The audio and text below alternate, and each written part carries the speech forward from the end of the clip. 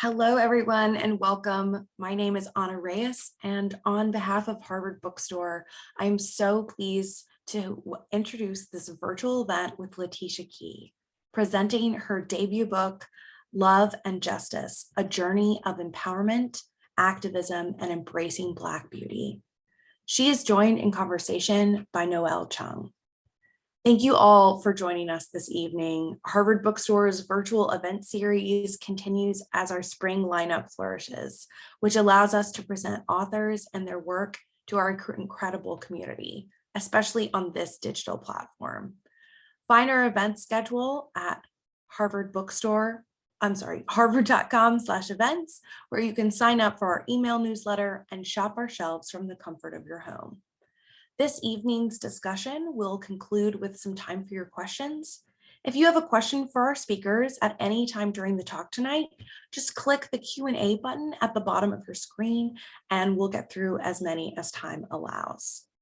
This event will also have auto-generated closed captioning available. Depending on the version of Zoom that you're using, you may need to enable captions yourself by clicking on the closed caption button on your screen. If you'd like to purchase a copy of tonight's book, in a moment, I'll be posting a link in the chat for Love and Justice, available on our website. Your purchases and financial contributions make events like tonight's possible and ensure the future of this landmark independent bookstore. Thank you all for showing up and tuning in support of our authors, publishers, and indie book selling. We sincerely appreciate your support, especially now. And finally, as you have no doubt experienced in virtual gatherings, technical issues may arise. If they do, we will do our best to resolve them as quickly as possible. Thank you so much for your patience and understanding. And now I'm delighted to introduce tonight's speakers. Letitia Key creates elaborate and sculpted hair art with socially conscious messages. Letitia was recently named Elite Model Look's first ever Digital Creator winner at the EML 2019 World Final. Letitia's activism, art, and influence extends to her Instagram, TikTok, and YouTube. She was recognized by Paper Magazine as one of the top 100 people taking over 2019 and voted one of the 35 influential young people in the French-speaking world. This is her first book. Joining her on our digital stage this evening is Noel Chung, who is the co-head of the news department at Harvard Radio Broadcasting, WHRB 95.3 FM. She is a student at Harvard University studying chemical and physical biology with a citation in Spanish.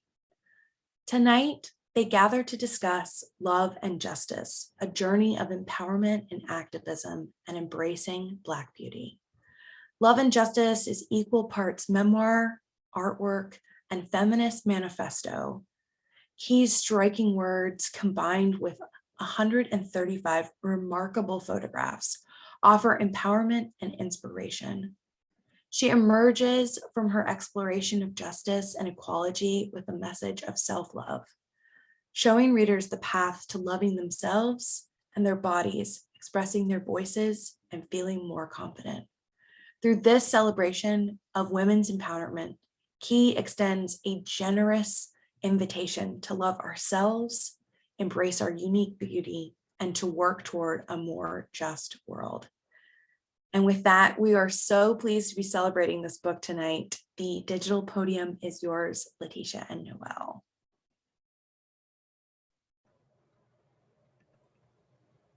Thank you so much. Thank you. All right then. Well, first of all, to our audience, thank you so much for joining us today. And Letitia, we're so excited to be speaking with you. Thank you. I'm very happy to be here. Thank you for the opportunity. So first, before we start talking about your wide array of works and the book, of course, could you briefly introduce yourself to the audience? Yes, of course. So my name is Letitia Key. I am from Ivory Coast. It's a country in West Africa. I am an artist, a pretty polyvalent artist, but I'm known for sculpting my hair into a lot of different shapes. I'm also an activist, principally fighting for equality of sexes. And yeah, that's pretty much it. So of course, I think you're most well known for your hair and the incredible array of sculptures that you make. So before we talk about the actual art form, can you talk to us about what role hair played in your childhood? Did you have a strong relationship with your hair, or is it the same as you have now? So in my childhood, to be honest, my hair was just, it wasn't important. It was just there. It was just there. I wasn't paying attention to it. The only hair routine I had is to have my hair relaxed and then have it braid. It was just it. And, the first time I had an hair relaxer, I was like 5 years old. And it was pretty normal here. Those are very strong product, but we didn't know it was even dangerous. So everyone was doing it, and it was the norm. Some parents even relax the hair of the child very earlier, like when they are 2 or 3. So I wasn't paying attention to it. My mom was taking care of my hair, relaxing it, braiding it, and it was pretty much it. But I realized I loved my hair when I reached middle school and I was forced to shave my whole head. Because here in the school, people believe that a woman with hair would be too attractive and she would prevent the boys to focus on the study. Yeah.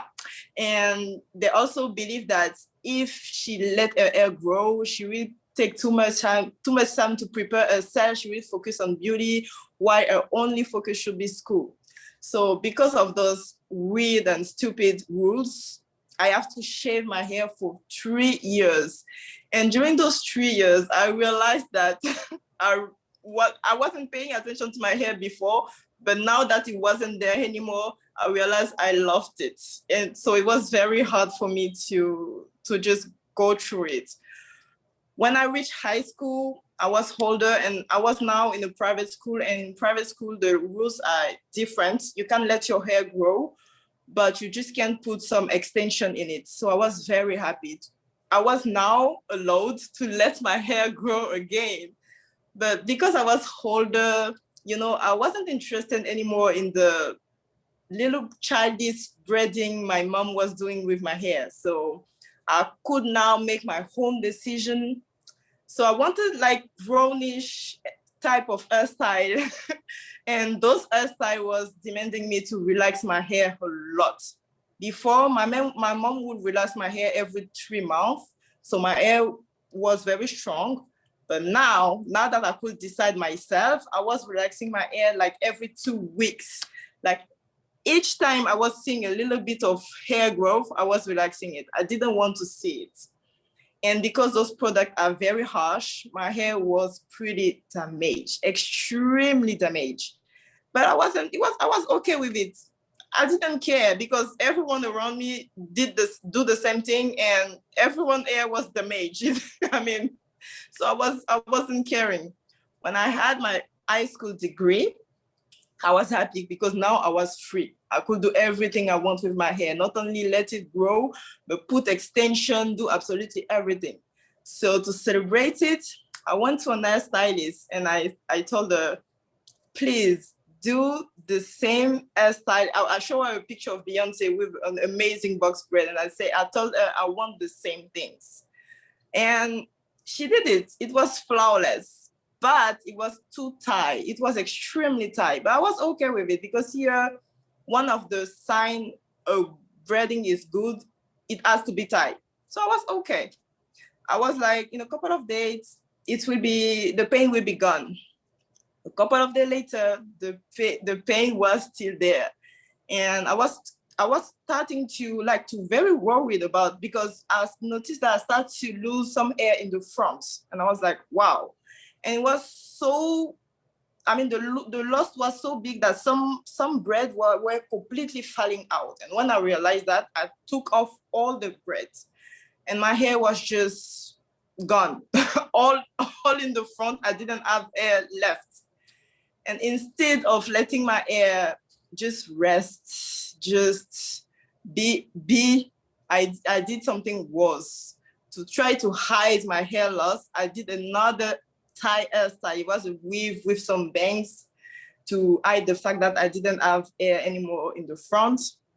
And when I did it and took off the second hairstyle, I lost maybe a quarter of my hair, and it was very traumatizing. I was shocked. My hair was damaged before, but it was the first time I was losing that much hair in one time. So I cried a lot that day, and I realized that I had to do something. So I started to search on the internet how to do to make my hair grow again. And that's where a lot of things changed for me. I was a teenager, and for the first time of my life, I saw the natural hair community in the US. And I was like, wow. At the time, I couldn't speak English, but I was watching those videos, those women taking care of the hair, speaking English. I didn't understand anything, but I was fascinated. I tried to find some French video too. There wasn't a lot, but I could find some, and I was spending all my day watching those women taking care of the hair, and I took the decision to just shave mine and let it grow completely natural. So that's it. When I was a child, I didn't pay attention to my hair, but then I started to pay attention when I was forced to shave it. And when I was now free to let it grow, I messed it.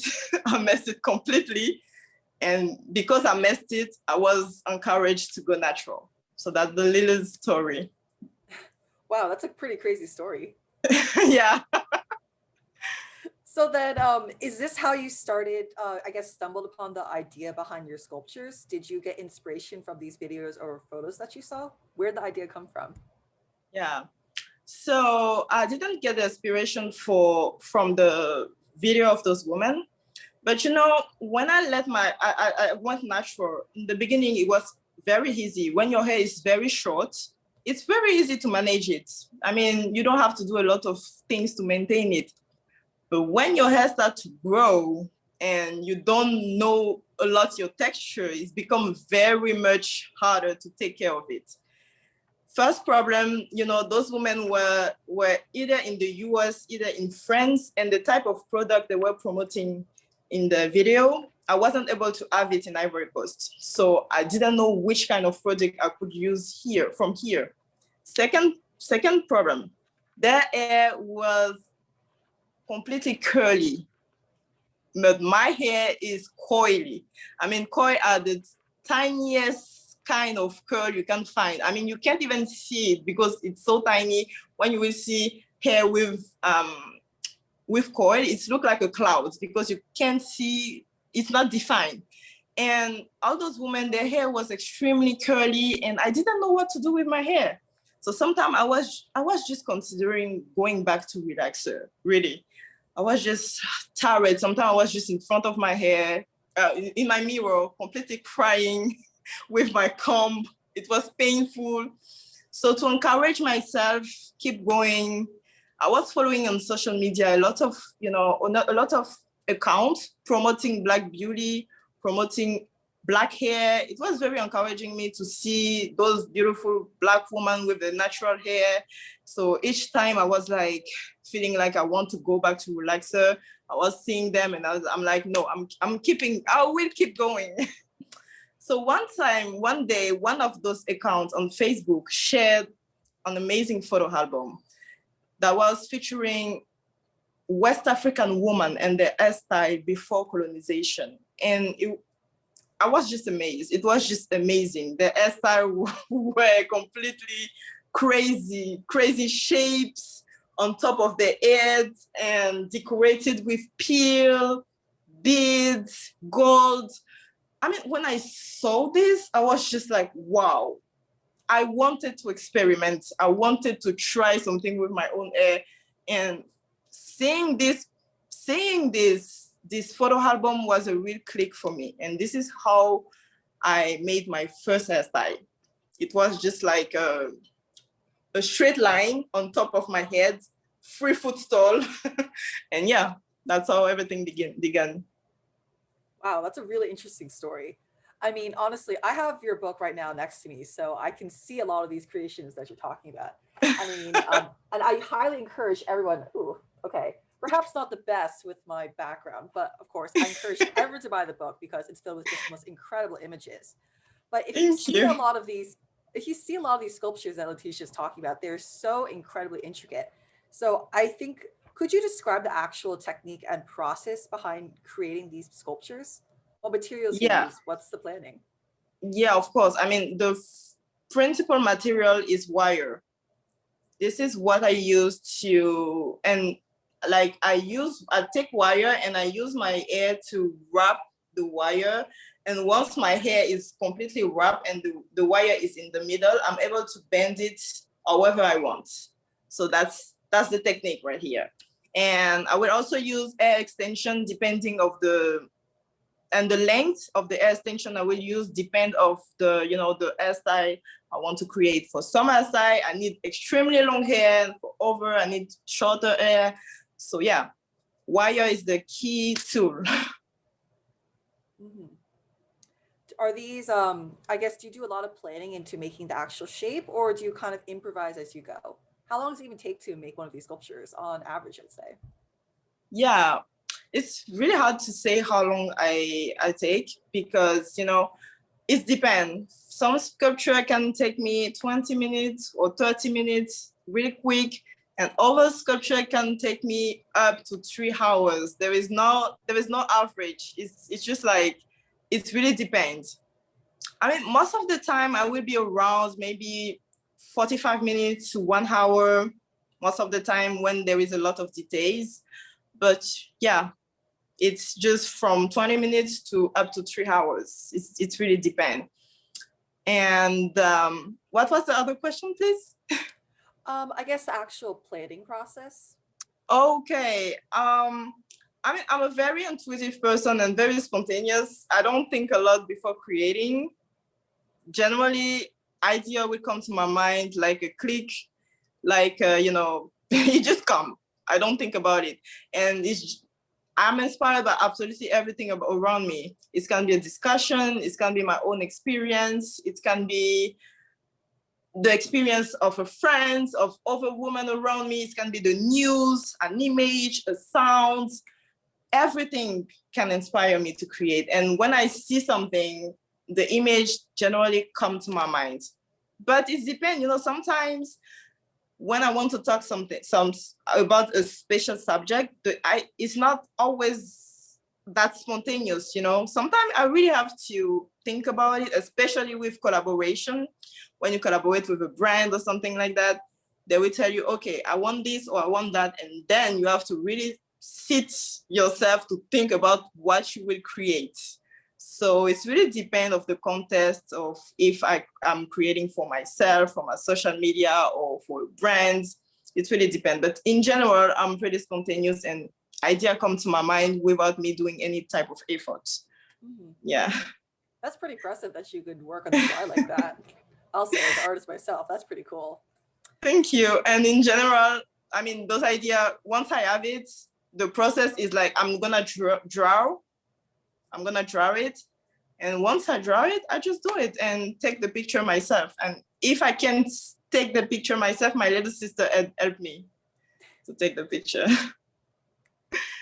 Speaking of photos, actually, I know that I think you started posting these photos of your sculptures on social media, things like Yeah. TikTok, Instagram. You have a YouTube account as well. So can Mhm. you talk to me about what it was like starting to upload these photos onto the internet, especially because I know you often accompany these photos of your sculptures with some really elaborate comments, stories, things about other people, yourself, etc. Yeah.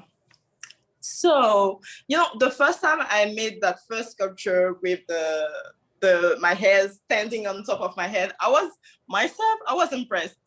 I didn't knew I would have been able to make it stand. And when I saw that it was standing, I was like, oh, everyone needs to see this.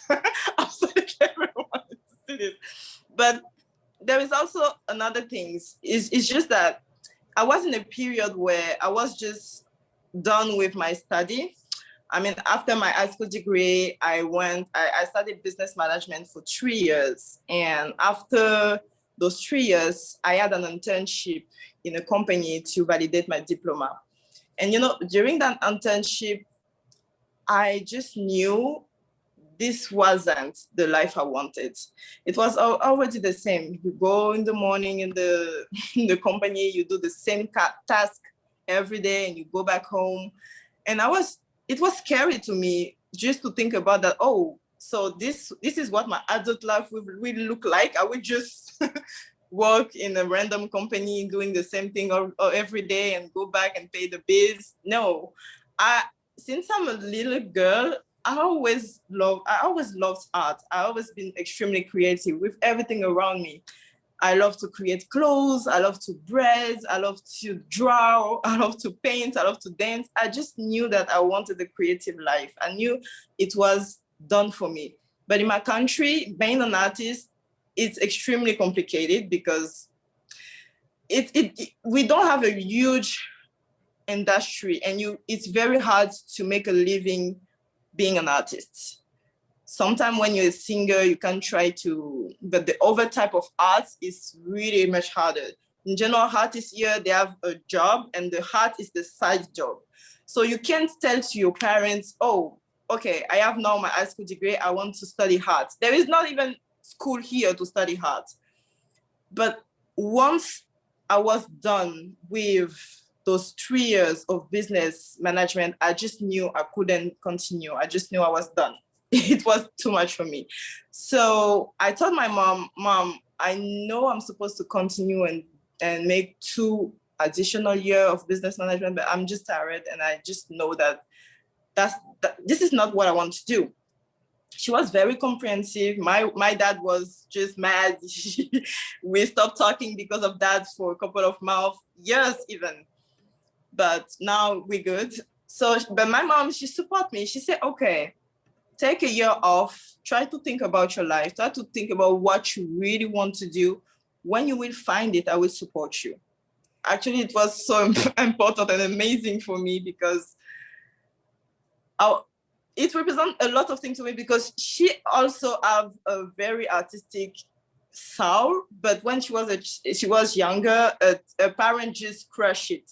When she tell them she wanted to be a fashion designer, they just say, we're not paying your study for you to sew clothes. So you will do what we want you to do. So she didn't want to be this type of parent. She wanted to support me. So I was at home trying to figure out what I would do with my life, I was interested in so many different type of art. I love cinema, I love painting, I love drawing, I love hair, I love beauty, I love designing clothes. What exactly I want to do?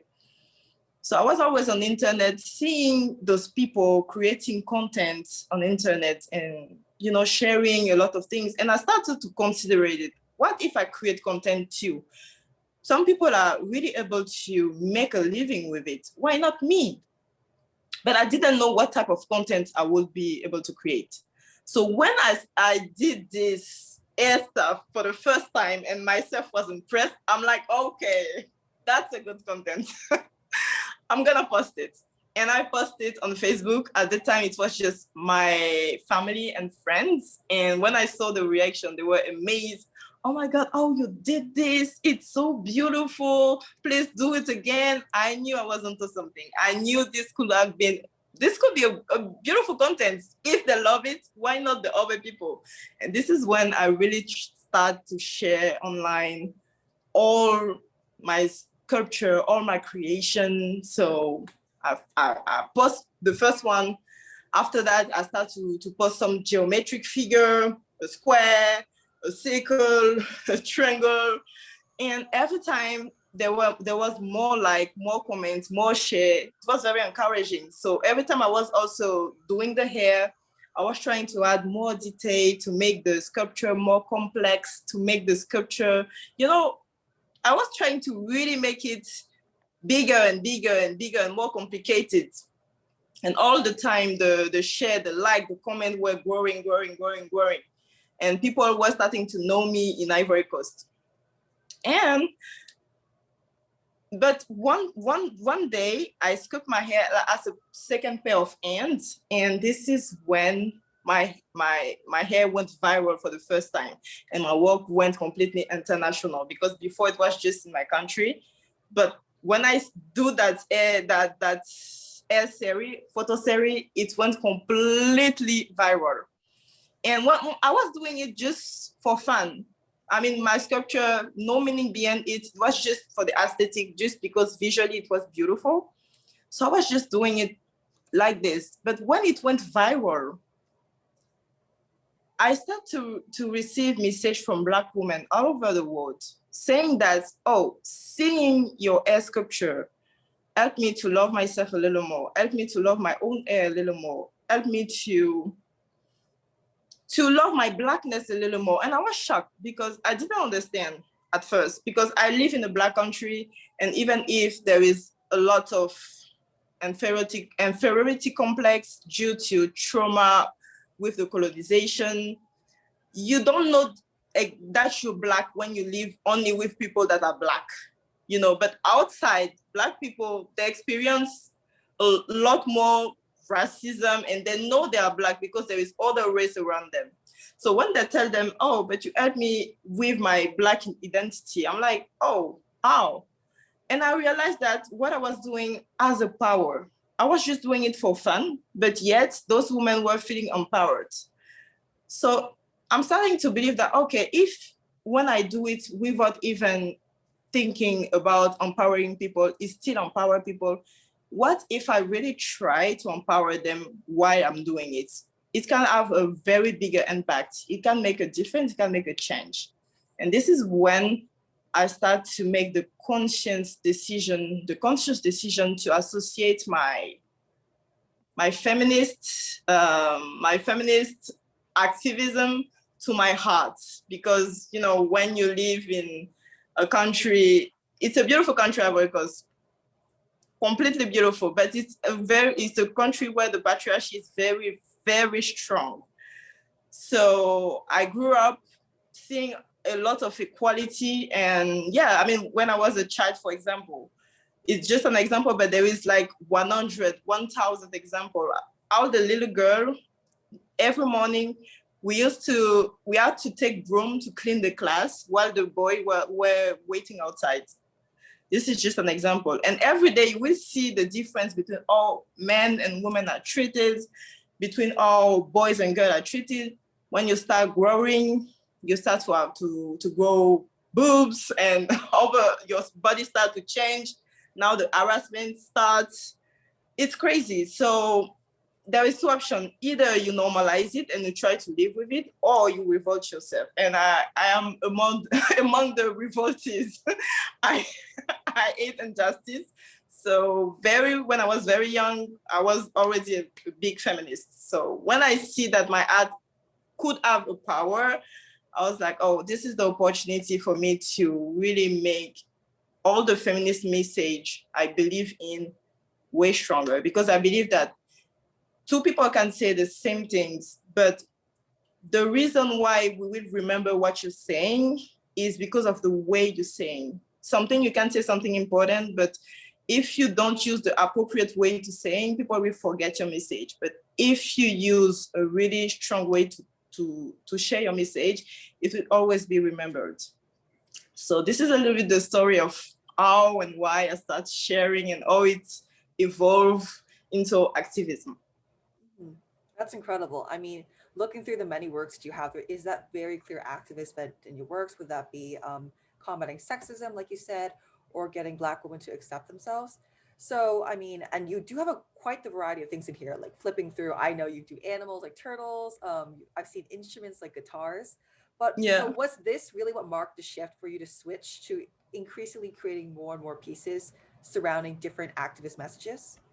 Yes, definitely. It's when once my art went viral, I realized that my art was just it could have been more than just a playful things, because I feel like with art, art is very powerful in general. Every type of art, every kind of art, and in my opinion, artists have really a huge responsibility and a huge power to change the world. So I embrace mine. Mhm. So then, I guess, what specific activist messages do you like to talk about in your pieces?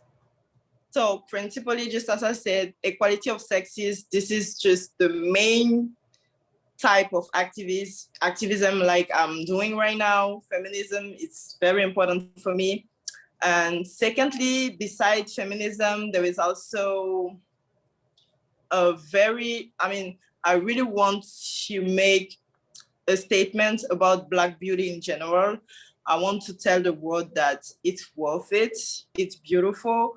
We just as beautiful as any other race, because everything about being Black is considered less beautiful. Now it's a trend, so people are trying to make a lot of representation, and it's a good thing.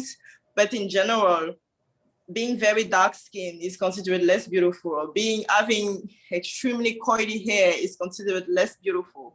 So it's important for me to use the Blackness I have, my hair, and even myself, because I am on my face is on every picture. I am the heart.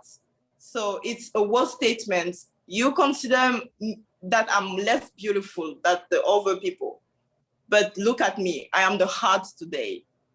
It's very important for me to make that statement, to make that representation, because I know it's helped a lot of Black person. One day a woman came and tell me, oh, today my daughter, she wanted me to straighten her hair, and I show her your picture and she changed her mind.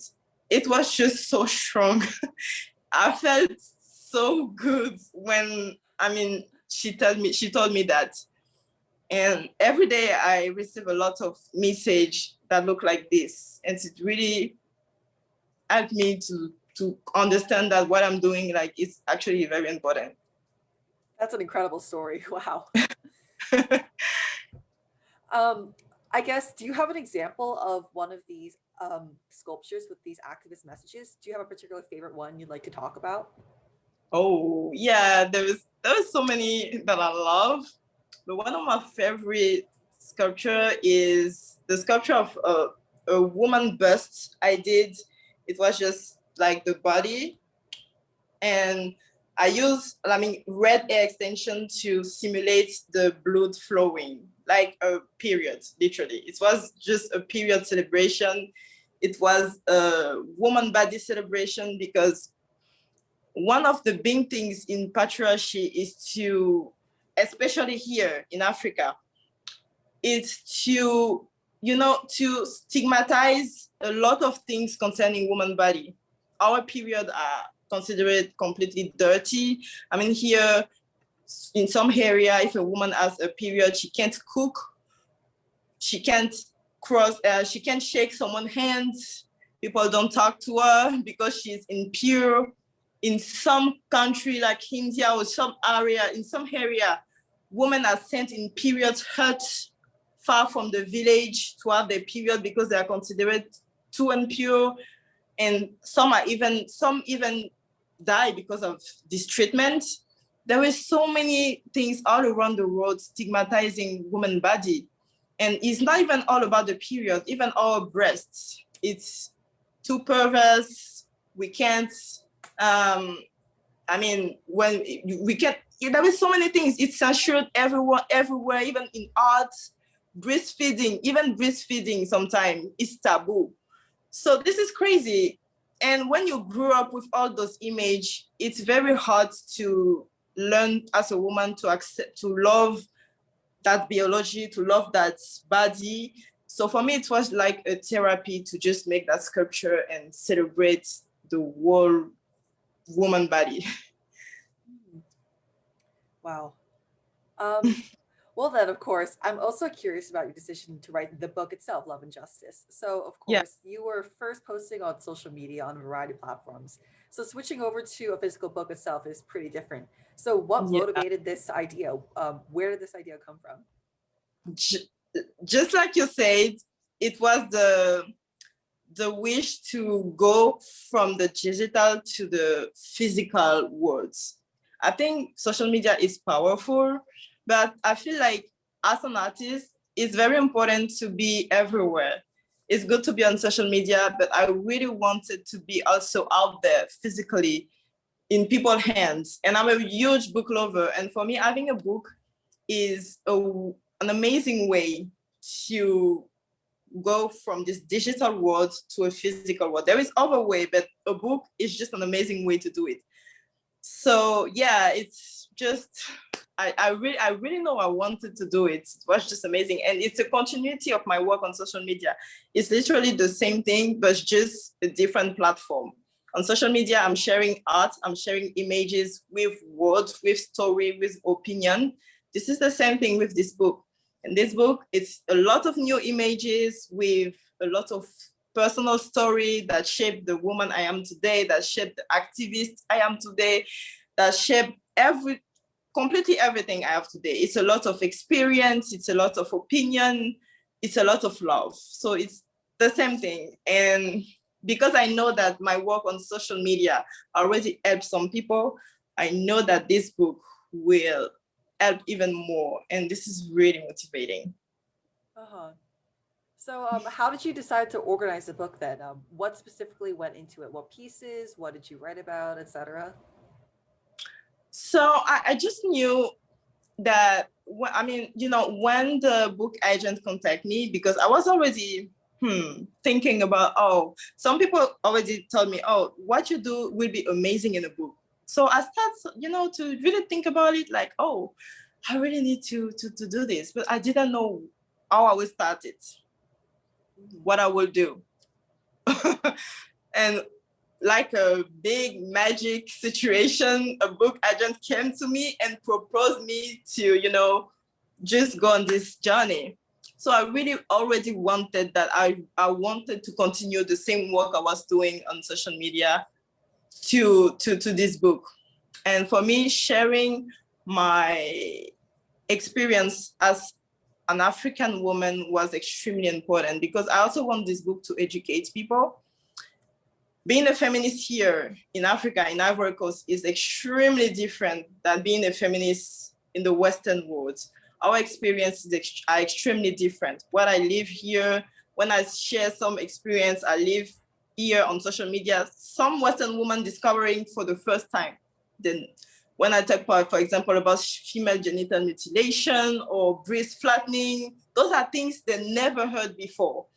And I think it's a good thing. I knew I wanted to, sharing love and a lot of joyful and beautiful heart. I knew I wanted to also educate. So when this book opportunity came to me, I already knew that what I wanted to talk about. It was very natural. Everything flows. Oh, wow. So I wouldn't have initially thought that, considering how different social media and the books were. But you found that it was a pretty easy transition from social media to writing Love and very Justice. easy. Yeah, Oh, definitely. okay. Uh-huh. Do you have a favorite section, I guess, or message, particularly within the book? Any particularly favorite part? It could be a pretty difficult question, I know. Yeah, it is. It is a very difficult question. Do I have a favorite book? This is very difficult. I can't choose a favorite book. All these parts in this book are a different part of me. It's my journey. And at the end of the day, this journey made the person I am today. And I love every experience the same way. Mhm. Yeah. And then I guess I'm also curious, do you have any message in particular you want the readers to get out of reading Love and Justice? Or what do you think they should feel or should they be feeling anything in particular when they're reading Love and Justice? Okay, I want them to realize that actually in life, sky is the limit. Especially I want women to realize that, because we are the one people love to, diminish. People want to put in some roles that in general are not extremely amazing. I mean, there is nothing with, for example, a woman that cook or, that just cleaning. There is nothing bad about it, but it's bad when they want it to be our only roles. We can do so much better. Actually, we can do absolutely everything we want. So I want women to realize, everyone actually, but especially women, because I am a woman and I'm sharing my experience as a woman. I want them to realize that, with a little bit of self-love, sky is the limit. You can accomplish absolutely everything you want. You just have to learn to accept the person you are, physically, mentally, at every level. I mean, as someone who has read Love and Justice, I absolutely agree with you. To your audience, again, I really recommend this book. Thank And you. so, Letitia, that's all for the questions I prepared now. So if you'd like, we can now move on to the Q&A from the audience. But please, can you repeat, please? Yes, so we can now move on to the Q&A now that we've gone through the prepared questions from the audience. So if you'd like, we can move on to that section. Yeah, amazing. Let's do this. Lovely. Okay. So first, from Alicia Clark from South Africa, she asks, the politics of Black hair is demeaning and far-reaching for women. I have had a lifelong love-hate relationship with my hair, which has impacted on my general self-esteem. So how has the hair politics impacted your emotional life? Good question. I mean, you know, with my hair, there is a lot of ups and downs. But as I said, for a long time, I was in a period where I didn't even know that something other than hair relaxer was existing.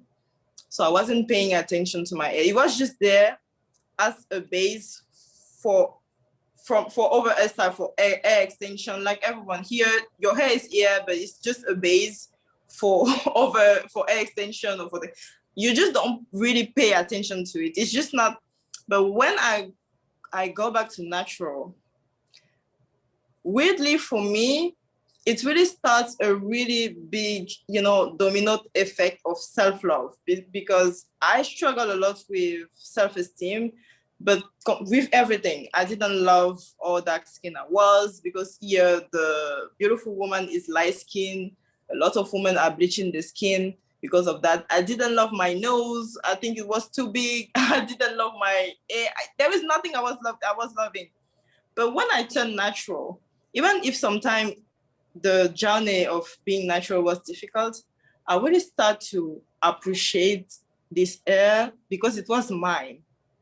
It was mine. I know that some women elsewhere will struggle with the natural, but me, it was like, yes, the struggle was there, but on the self-esteem level, it really helped me to start to really love myself. Like, it starts with the hair, and when I start to appreciate the hair, I'm like, okay, but I also love my skin, because it's a part of you that make you black, and you start to love the other part of you that make you also black. And yeah, it starts with the hair, then you start to love your skin, then you start to love your nose, and then you start to love completely yourself. So me, it was as soon as I turned natural, it was just the beginning of everything concerning my self-love, my self-acceptation. There is not a time where I remember it was love, then hate, then love, then hate. I hated the maintenance part. I hated it. But when I was in front of my mirror, seeing my cloud, I was proud of it. Mm-hmm. And again, Alicia Clark, thank you so much for that question. Next, from an anonymous questioner, they ask, do you have any tips for staying consistent on social media? Your pages are so impressive. Some tips for what? They ask, do you have tips for how you stay consistent on social media? Oh, it's very hard to stay consistent, because actually I'm struggling a little bit with a lot of different projects. It's very hard for me to post as much as I want. How to stay consistent? What I would say is that maybe in the moment where you feel like you have time, to really maximize that moment to create a lot of content that you will not necessarily post in the moment, but like that could serve or be helpful in the moment where you will be busy. If every day, if for example in your social media you say, okay, I want to be consistent, every week I'm gonna post like one content, like one picture, one video. Okay, so every week you just trying to do one video and it's good. Sometimes if you feel like you have really the time and the energy, try to do in 1 week 5 or 10 video and keep it for yourself. The next week, continue to do your one video. Eventually, when you will be extremely busy or you will be tired or you will feel a lack of inspiration, you have kind of a, a reserve. I don't know if you can say that in English, a reserve of video that you can continue to post until you have the time to continue to create. It's something I try to use to stay consistent. I mean, I certainly think that's a very smart move. Okay, another anonymous question. What does African feminism mean to you? Which African women have inspired you in your art or in activism? Okay. So in my heart, as I said before, it's like literally a bunch of West African women with the hairstyle that inspired me to even start. So yeah, in my activism, there is a feminist I really love and admire. She's also an author. She's a Nigerian author. Her name is Chimamanda Ngozi Adichie. She has a lot of amazing books. I really recommend. I'm here for my book promo, but I recommend her book too. And yeah, she's just amazing. A definition of feminist for me is the perfect definition. She said a feminist is a person who believes in social, political, and economical equality of sexes. And for me, this is what feminist is. It's about equality of sexes. And African feminist also is about equality of sexes. There is, because I'm international, I'm confronted to a lot of different point of view concerning feminists. And I know that in the Western world, there is more an approach with the gender approach of it. It's like equality of gender, but in Africa, we're not there. We are about equality of sexes because the type of oppression we live are very connected to our sex. When a little girl is born and we cut her genitals, it's all about based on sex. When a teenager starts to grow her boobs and they feel like it's too attractive, so you need to disappear, so they take a spatula to pound it to make it disappear. It's because of biology, and there is a lot of oppression we live here that is definitely related to our sex. So for me, this is what feminist is about. But once again, I respect all the different, point of view concerning feminists, but this is what mine is. Mm-hmm. And then what other projects do you have coming up that the audience can look forward to? Oh, I have a lot of projects actually. First of all, in a couple of days, I will go in Italia for the Biennale of Venice. It's a huge exhibition. Every country will be there, and every country are sending the top artists to represent them, and I have the honor to represent Ivory Coast there, so I'm very excited. I worked all those last month, work on it, the art for it, all the things I needed to do.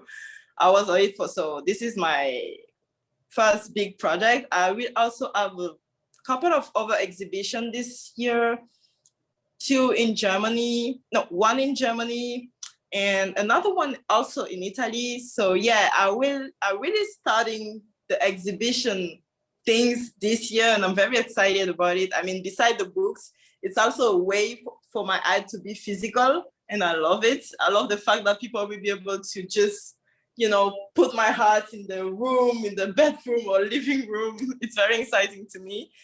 And I'm also working to entering the NFT world. It's very exciting for me too. So yeah, there is so many things around, and I'm also working on my acting career. I made a first film, La Nuit des Rois, that is out since 2 years now. And I made another film last year that will be out this year at the end of the year. So yes, there is also this. I'm looking forward for new film projects. So there's a lot of things going on right now. Wow, you're really diversifying. Yeah, definitely. Oh, okay. A message from Megan Murray. She says, "Hi Letitia, my name is Megan, and I remember when I first pitched you for a book during my time as an intern at a Boston-based literary agency. This is so exciting to see it come to life. Now that you've brought your work to the physical and you're about to receive immense praise, do you see this as the start of your writing career? Do you see yourself pursuing writing alongside your sculptures moving forward?" I don't. Can you repeat the end? Yeah. Do you see yourself pursuing writing alongside your sculptures moving forward? Oh, I'm considering it. I mean, someone really asked me the question about, do you have other literature project? Do you have other book project? And for now, I don't think about it because I really want to put all my energy in this first book. But it's not something I consider it. Why not? If I have the inspiration very soon. I mean, I love to write. When I post my picture, I write a lot. And I have a lot of interesting things to share, story, opinion, thing. I know that there is other things I might have to say. And yes, another book is something, or continue to write is really something I consider. But for now, I don't really focus or think about it strongly.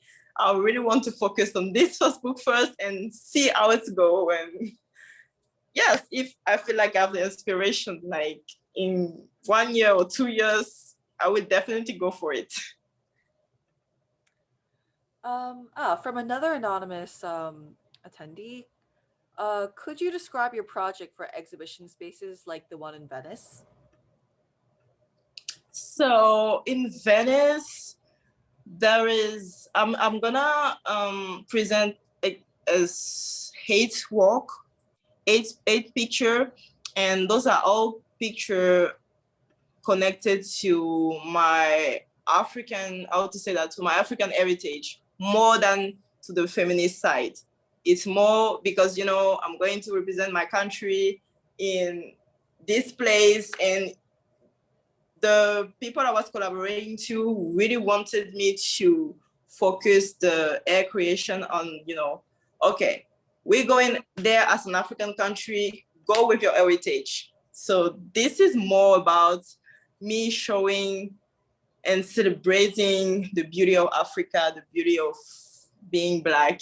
There is also 2 feminist pieces, but the 6th other one is all about celebrating Africa. This is the main project for Venice. Mm-hmm.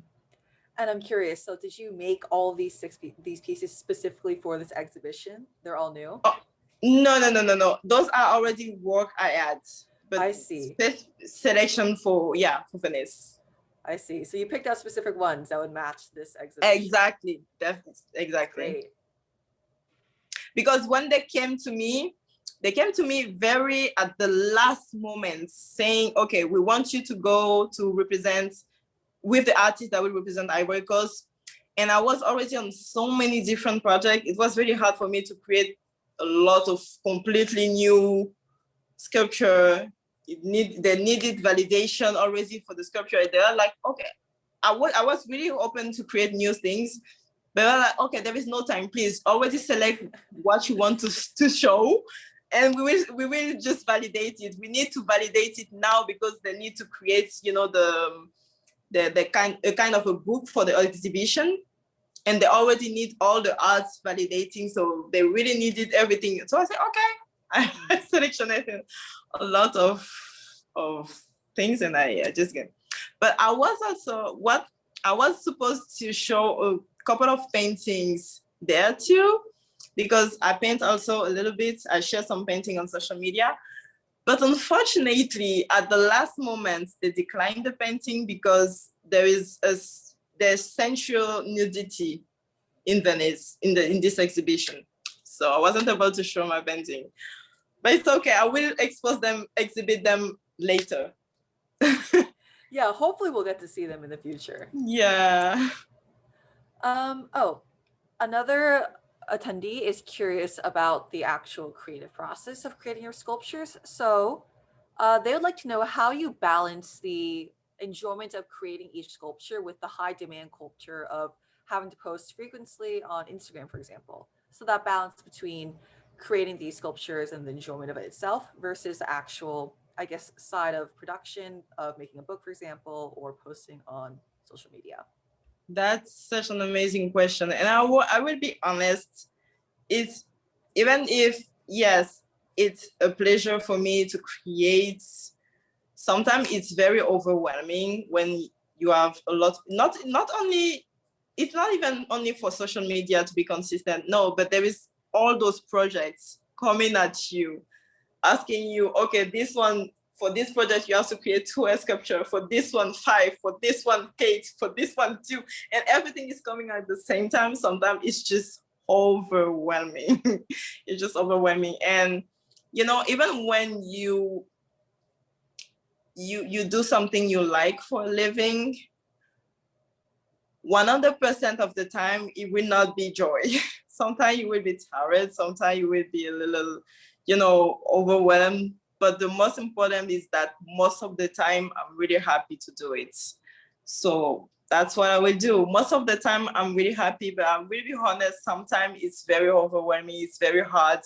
And the thing is, sometimes my scalp hurts. When I just have a lot of periods where every day I'm creating for this or for that, my scalp became so sensitive. So it's very hard sometimes to balance. When in general, to help myself, when I go out of this type of periods, I'll try to take a break. So you will see lately on my social media, I'm not as consistent. It's for this reason, because sometimes I have to rest. Because yeah, it's not easy. No, yeah, I mean, and the physical health is very important. So I'm glad you are taking that into account in your work.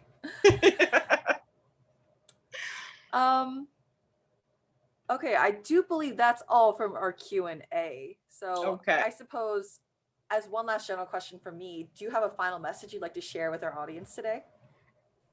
Do you have a final message that you'd like to share with our audience?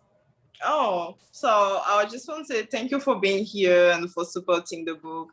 I really hope you will love the heart and the words in it. And yes, thank you so much for being here, for everything. I love you, and enjoy.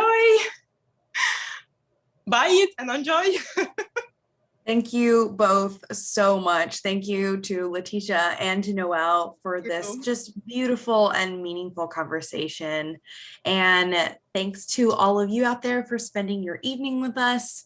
On behalf of Harvard Bookstore here in Cambridge, Mass, keep reading, stay safe, be well, and have a lovely rest of your week. Thank you guys. Have a good night. Bye.